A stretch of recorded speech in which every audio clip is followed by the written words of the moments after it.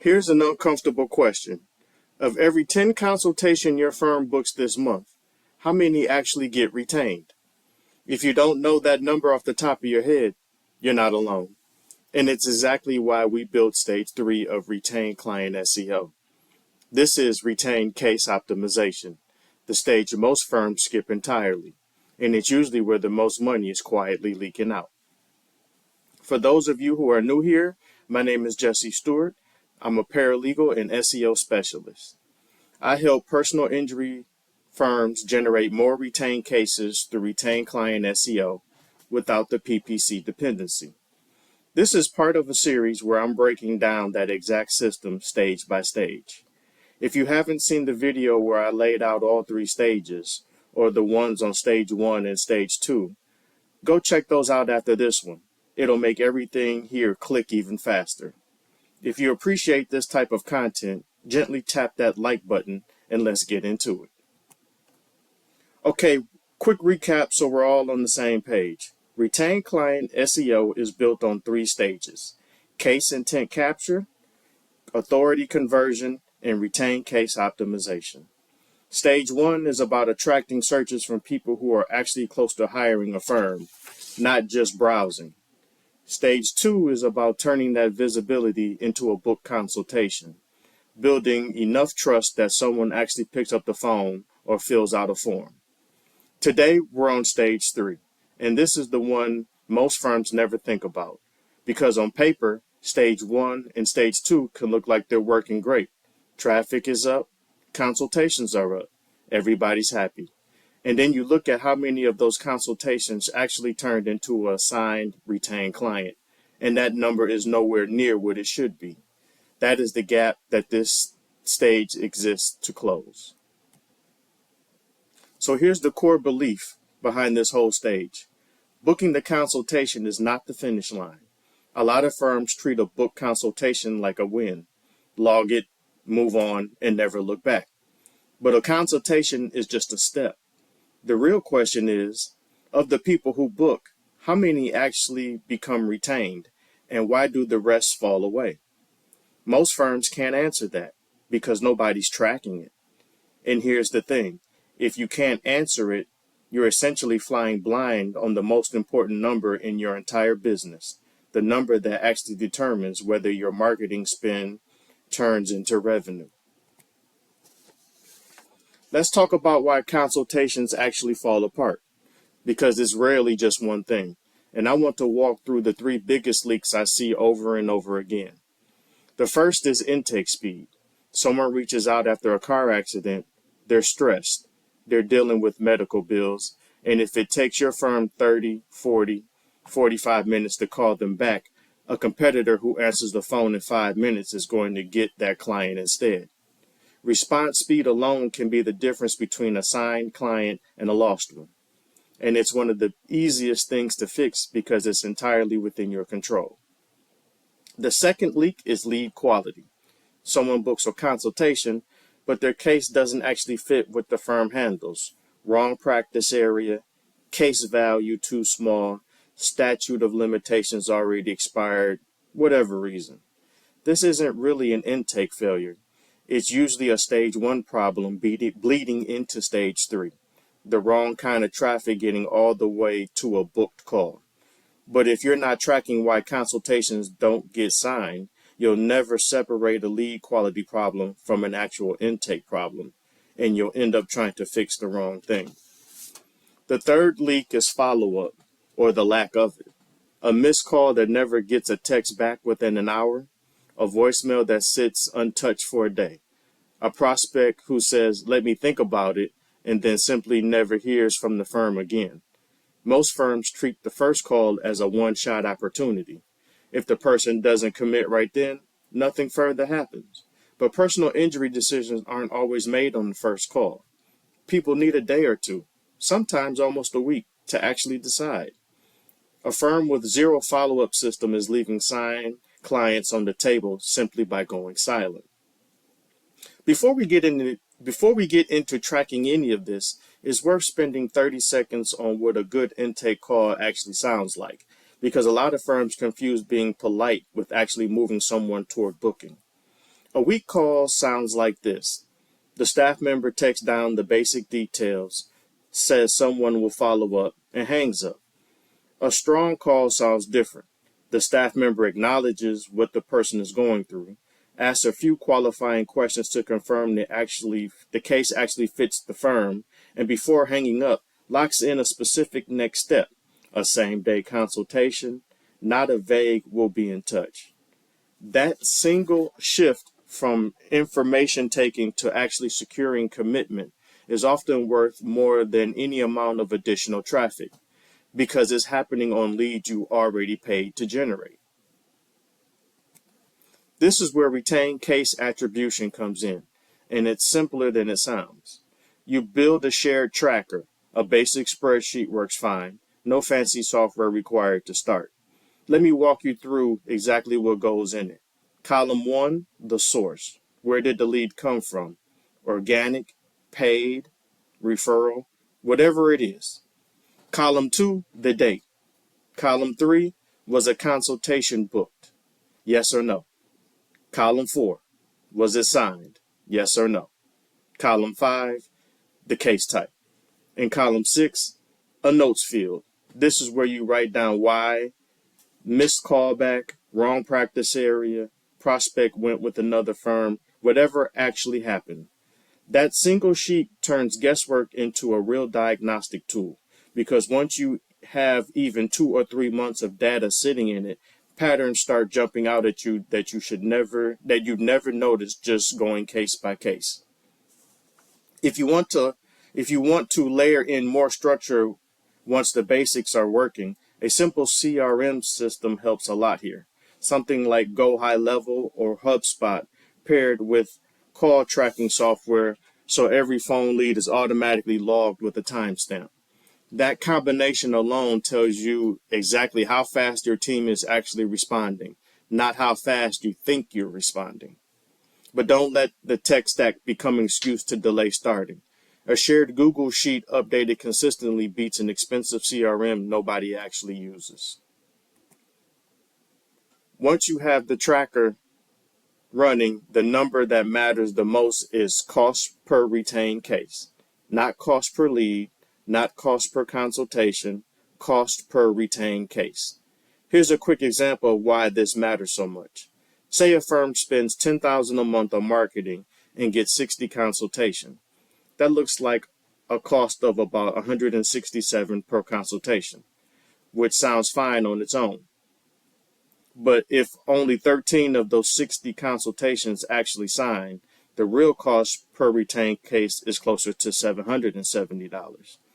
Now imagine a second firm spending that same $10,000, getting the same 60 consultations, but converting 23 of them into signed clients instead of 13, because their intake process doesn't leak.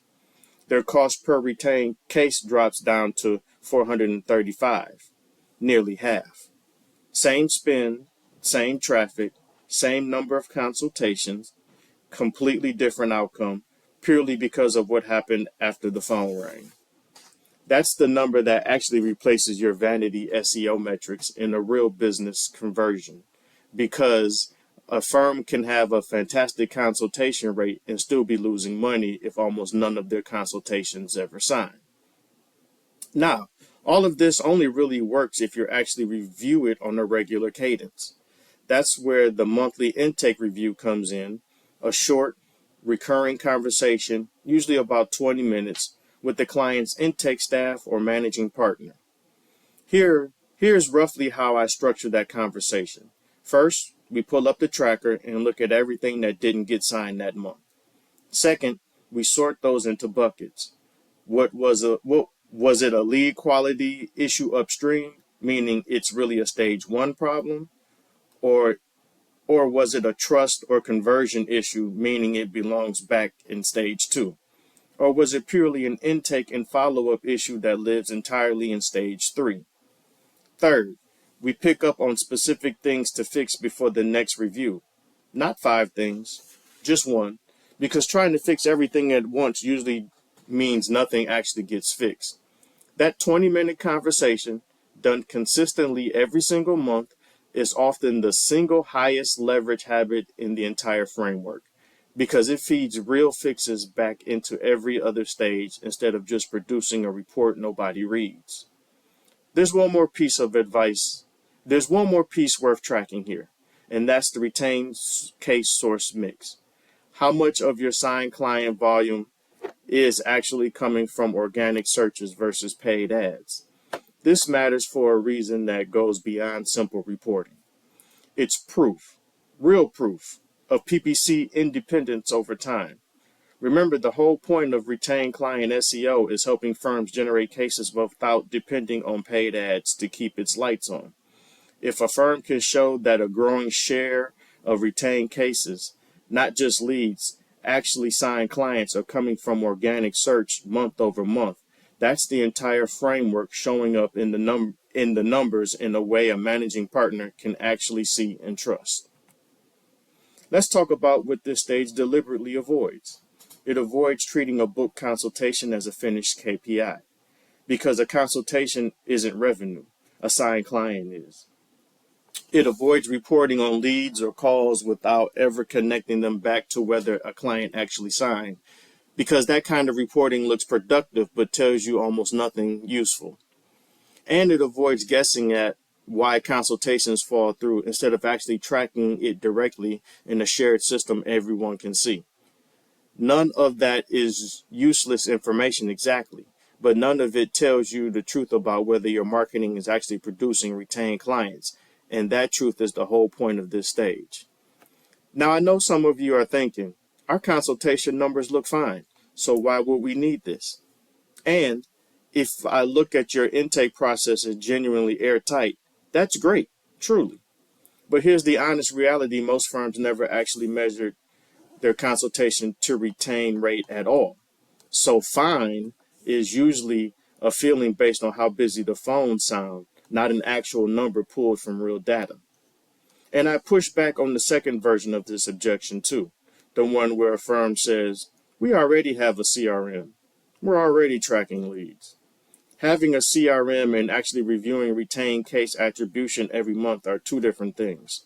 Plenty of firms have software sitting there completely unused. The tool doesn't fix anything by itself. The monthly habit of actually looking at it does. Let's put together a realistic before and after based on the kind of numbers I typically see when a firm has never tracked this before. A firm was booking a steady 60 consultations a month, and on paper, marketing looked like it was working just fine. But no one had ever tracked what happened after the call. Their consultation to retain rate was sitting around 22%, meaning roughly 13 signed clients a month, and their cost per retained case was running close to $1,800. Once they put a simple retained case tracker in place and started running the monthly intake review, they found the leak fast. Their intake staff was taking an average of 45 minutes to call back new leads, and a good chunk of the missed calls never got a follow-up text at all. They just sat there. On top of that, staff were mostly collecting information on the first call, like name, phone number, brief description, instead of actually guiding the person toward booking the next step.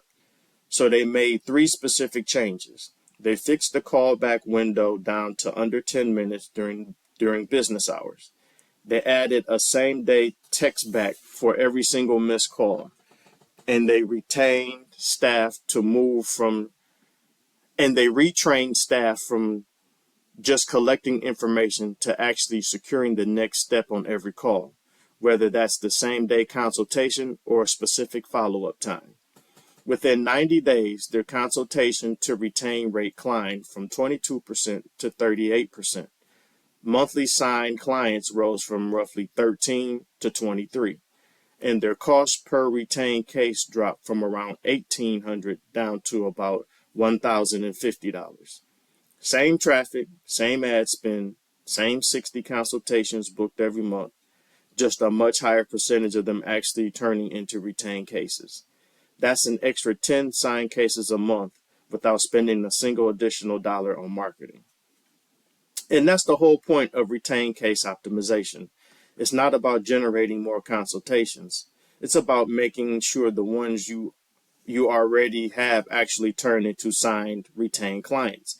Because every single consultation that walks away without signing already cost you real marketing dollars to generate in the first place. To sum it up, retained case optimization is stage 3 of retained client SEO, and it is built around retained case attribution using a simple shared tracker, cost per retained case as a real ROI number instead of cost per lead, a recurring monthly intake review that feeds fixes back into every stage, and tracking your retained case source mix over time to prove real PPC independency. And I want to zoom out for a second because it's worth seeing how all 3 stages actually connect. Stage 1, make sure the right people find the firm in the first place. People whose searches already signal they're close to hiring someone. Stage 2, make sure people trust the firm enough to actually pick up the phone or fill out a form.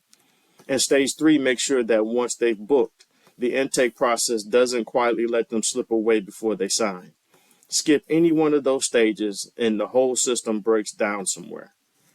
Get all 3 right, and you've got a complete system that takes a firm from random traffic all the way to signed, retained clients without depending on paid ads to get there. That's the whole framework, start to finish. If you enjoyed this video, go ahead and subscribe and tap the bell so you don't miss the next one. It really helps the channel reach more people. And if you know a personal injury attorney or a law firm who could use this kind of insight, feel free to share this channel with them. Thanks for watching, and I'll see you in the next one.